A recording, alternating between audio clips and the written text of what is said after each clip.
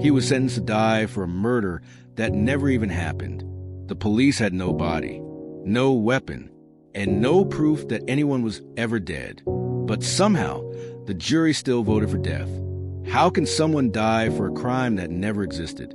This is the unbelievable story of Cameron Todd Willingham, a man from Texas who was accused of setting a fire that killed his 3 little girls.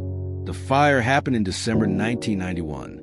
The house went up in flames in minutes.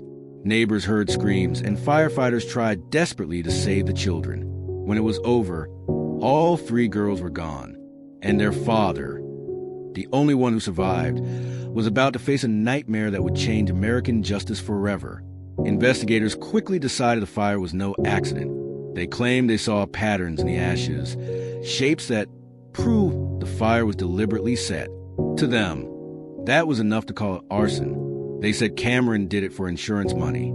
They said he showed no emotion. They said he was a monster pretending to be a father. But here's what they didn't tell the jury. The science they used to convict him was completely fake. In the 1990s, fire investigators relied on myths, burn marks, melted glass, and smoke color to claim intent. But years later, modern fire science would prove that every single piece of evidence used against Willingham was based on junk science. Still, the jury never heard that truth. They only saw a grieving father who looked too calm. And in 1992, Cameron Todd Willingham was convicted of murder and sentenced to death. Willingham spent 12 years on death row. He always maintained his innocence. Every letter, every interview, every appeal. Then, just days before his execution, new evidence surfaced. A leading fire expert reviewed the case and concluded the blaze was accidental, not arson. He warned Texas officials that they were about to execute an innocent man, but no one stopped it. In 2004, Cameron Todd Willingham was executed by lethal injection. He died telling the world, "I am an innocent man."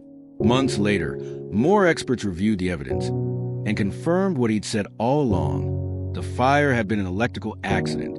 No crime had ever been committed, and an innocent man had been killed for nothing. He was sentenced to die for a crime that never happened. The real tragedy wasn't the fire. It was the system that refused to admit it was wrong.